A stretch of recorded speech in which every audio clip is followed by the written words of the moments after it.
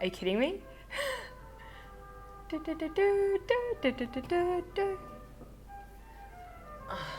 Hello everyone, welcome back. Today we have another foundation first impressions. You know that I love this segment.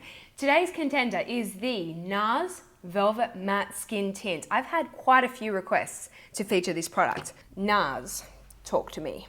SPF 30, I believe this is a chemical sunscreen, so keep that in mind. Effortless application, soft matte finish, medium buildable coverage. That's kind of a bit confusing because it's called a tint. One would suspect that that means sheer, but apparently not. Oil-free, all-day wear, and 12 global shades. Before I start, I'm going to prime this half of my face today. This is the Stila One Step Correct Primer, and I actually really enjoy this. It's very smoothing and kind to dry skin. I'm using the shade Alaska Light 2, which, fingers crossed, is a good match for my NC25 skin. I will always leave more information about shade in the description box because I feel like there's a lot to say. So the consistency is actually quite thick. It's not one of these new age, volatile, runny foundations. When I kind of rub it between my fingers, it feels very velvety and soft and smooth. I suspect that this is quite a silicone heavy foundation. I'm gonna try to blend with the foundation brush first and see how that works out. Ooh, blends very easily.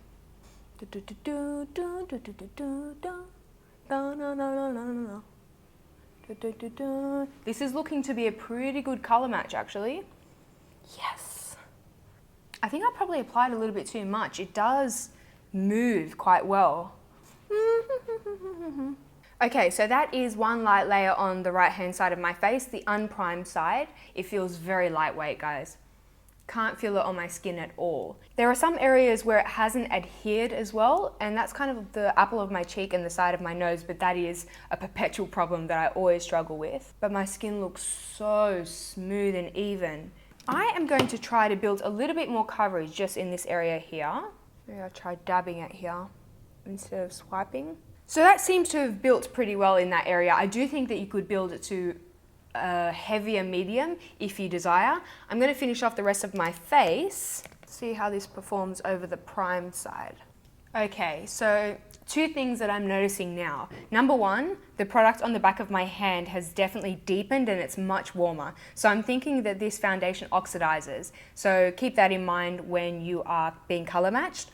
Also, when I look really closely, this is not obvious even from 30 centimeters away, but when I look really closely, there just seems to be patches where it hasn't properly adhered, and I'm noticing the same thing between my brows, particularly on the unprimed side. So the primed side I think definitely has performed a bit better here, but on my cheeks and on the perimeters of my face, it looks beautiful, super smooth.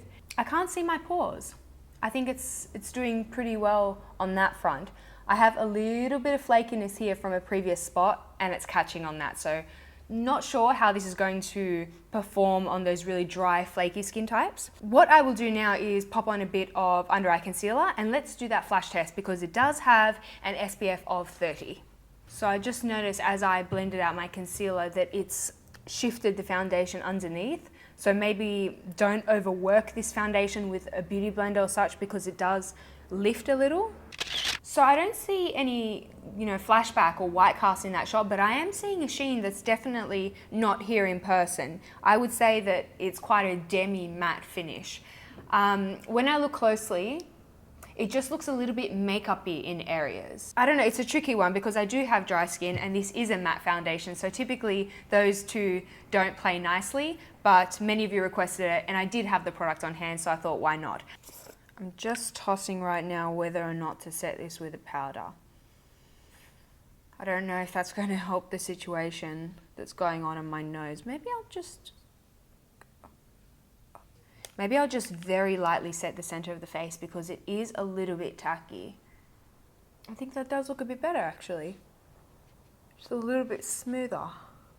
I'm thinking that this foundation probably isn't best suited to my skin type, but I will check back in a few hours. It is currently 10:45.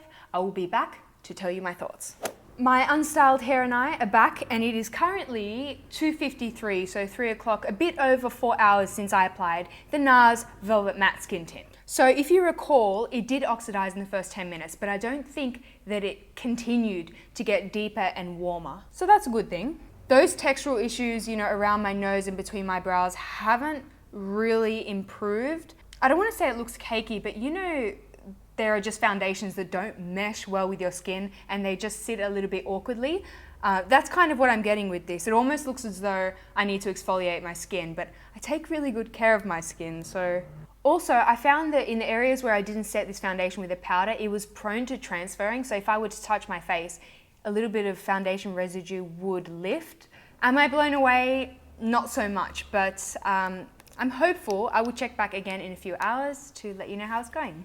Whew, it is now 6:10, so over 7 hours since I applied the NARS Velvet Matte Skin Tint.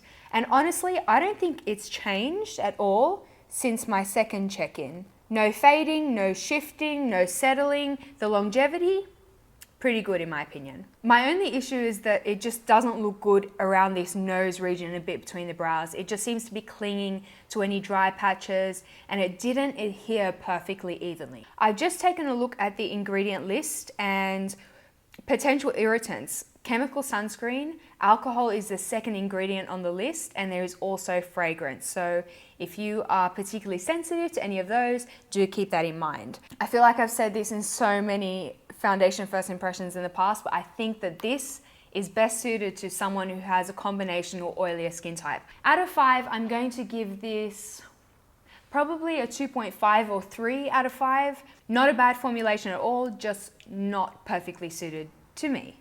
If you have tried this foundation, then let us know what you think in the comment section, and also share your skin type so that everyone can have a read and be better informed. Let me know what foundation you would like me to feature next. I actually ordered the Milani Conceal and Perfect, and I'm super excited to try that one. I hope you have a wonderful day, and I will speak to you all very soon. Bye-bye. So Armani Maestro Glow, or rather, Armani Maestro Glow. I had a little bit of a struggle with the shade range, but more about that later. We have a dropper system. Not my favorite, but admittedly, it's probably